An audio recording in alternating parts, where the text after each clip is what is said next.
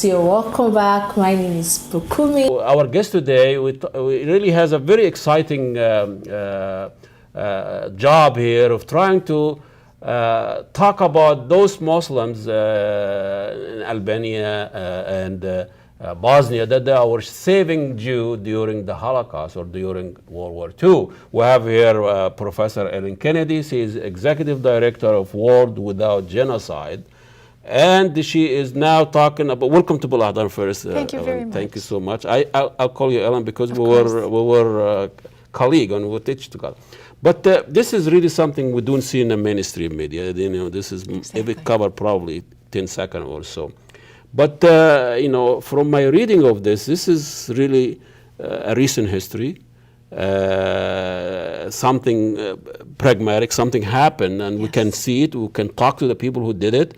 And so tell us a little bit about how did you stumble to this Muslim saving Jew during the World War II? There's an amazing photographer, a Jewish man named Norman Gershon, and he heard about the fact that during World War II, in Albania, a heavily Muslim country, there actually were more Jews at the end of World War II than there were at the beginning. Almost every single Jew in Albania was saved by their Muslim brothers and sisters in that country.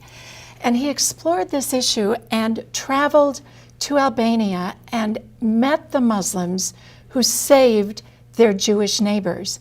He took pictures, he documented their stories, and it's an exhibit now that has traveled around the world. We're bringing it to William Mitchell College of Law, where World Without Genocide is housed. And it will be up beginning on April 10th through June 30th. This exhibit is called Besa. The word is spelled B-E-S-A, and it means code of honor. Mm-hmm. And this honor code that was so much a part of the Albanian Muslim culture is what inspired the Muslims to save their Jewish friends. It was interesting because, you know, from my reading, they were driven by the code to save the Jew, more than were driven by, you know, their religion or whatever. But it seems like they are matched. And where are you, or who are those Albanians? It seems like mostly were in villages and small towns. They were ordinary Albanians from every walk of life. Very poor, farmers. Many were very poor. Some had little businesses. Some were professional people. But some of the statements that they made when the photographer interviewed them, there's one man who said, "We would sooner have our son killed than break our Besa." And another person said, "It seems strange to ask why my father did what he did for this Jewish family. Besa is a tradition for the entire nation of Albania." It's a pride, is delivering, helping who's needed, that kind of value tradition. Exactly. Another one said, "All of us villagers were Muslims. We were sheltering God's children under our Besa." But someone else refers specifically to the Quran. The Quran teaches us that all people, Jews, Christians, Muslims, are under one God. It's so beautiful. We have, I think it's about 50 stories of Muslims or their descendants. Now, the elderly ones, of course, are no longer with us. And every one of them felt that they could no sooner betray the Jews than they could betray one of their own. They didn't take a second thought or thought the risk? They never thought about assess the risk or anything like that?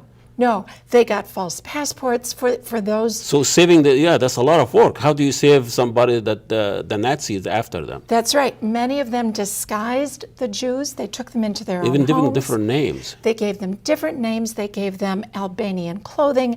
They made them part of their actual family.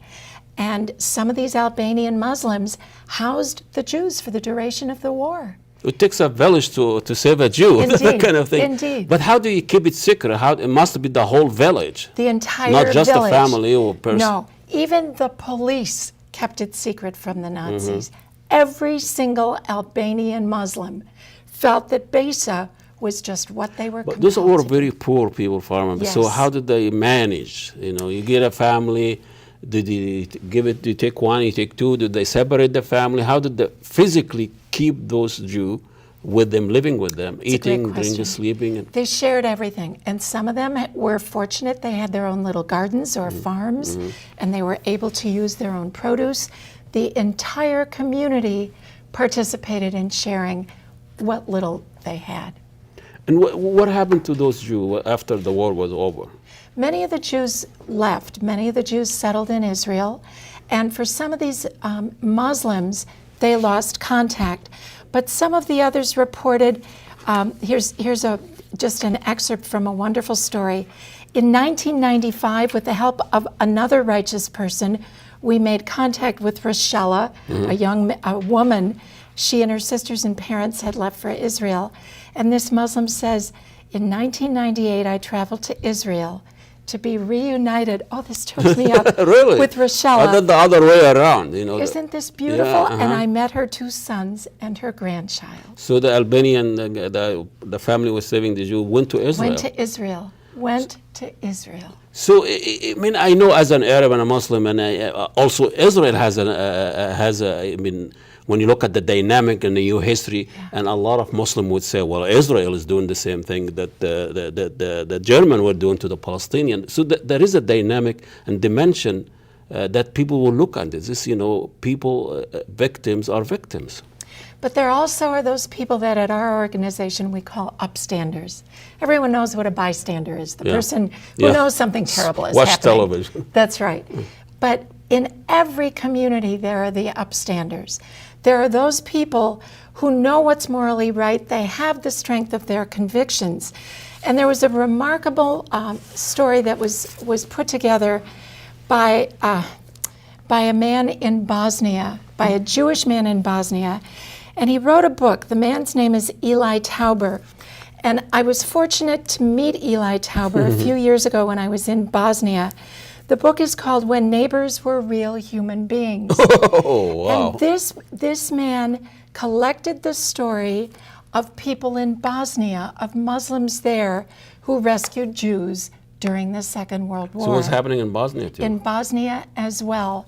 And then what Eli Tauber told me was that during the war in Bosnia in the 1990s, when Serbs, when Serbs and Muslims were at war with one another, there were Jews in Bosnia who rescued their neighbors as well.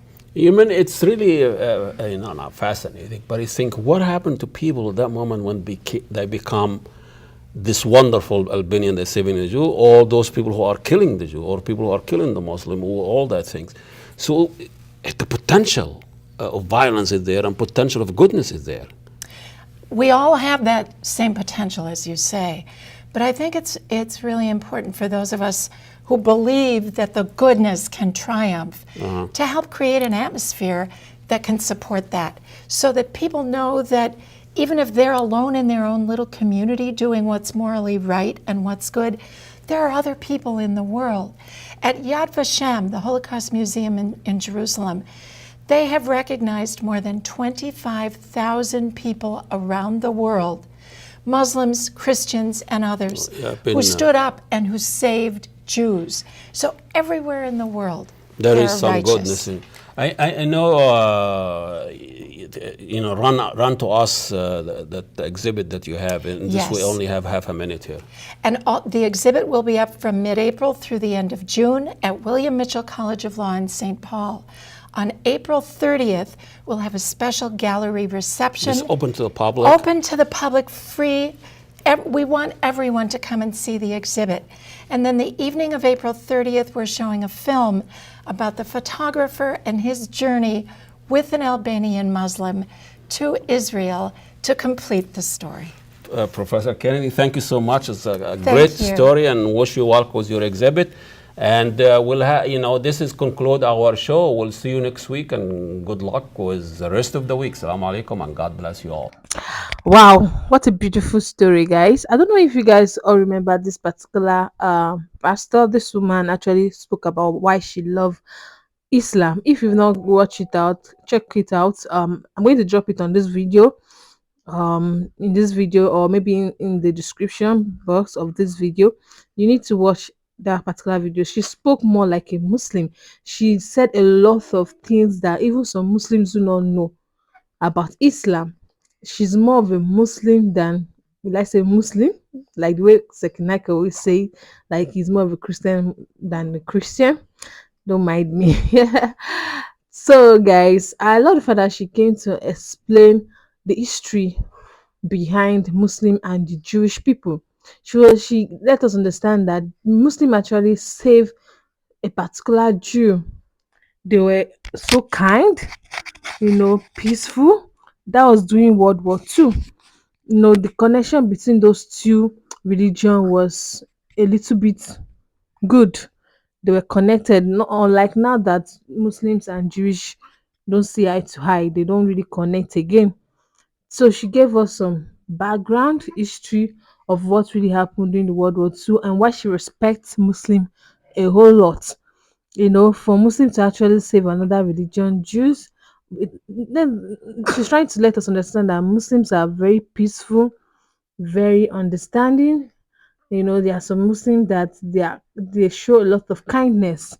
That's one thing about Muslim, and they believe in doing good deeds. Because there's a reward for any Muslim that do good deeds on this earth. There's a reward for them in paradise in heaven. So she spoke so much about, as we all have listened to this video, she spoke so much what she knows about the history between the Muslim and the Jewish during the World War II. That was a beautiful one. And I cannot get over the video I also reacted to where she spoke about why she loved Islam. Is like almost a 20 minutes video, and you will never get tired of listening to that video. If you're a Muslim, you're non-Muslim, be it Christian, Jewish, wherever religion you find yourself, if you listen to this woman, she's a pastor, a Christian, talk, if you watch that video on how she spoke, so much about Muslim and about Islam in general. She even spoke about how they pray. She spoke a lot of things that even, as a Christian, I didn't expect her to know so deep. Like I didn't expect her to know a lot about Islam. It was so deep and interesting. So you can check that video out. Well, this is a very beautiful one. I enjoyed this video. Let me know your thoughts in the comment box. Let's keep this discussion going on. Don't forget to like, share so that many people can get to see and watch this video. Then comment. Thank you so much. Remain blessed. See you guys in the next one. Bye.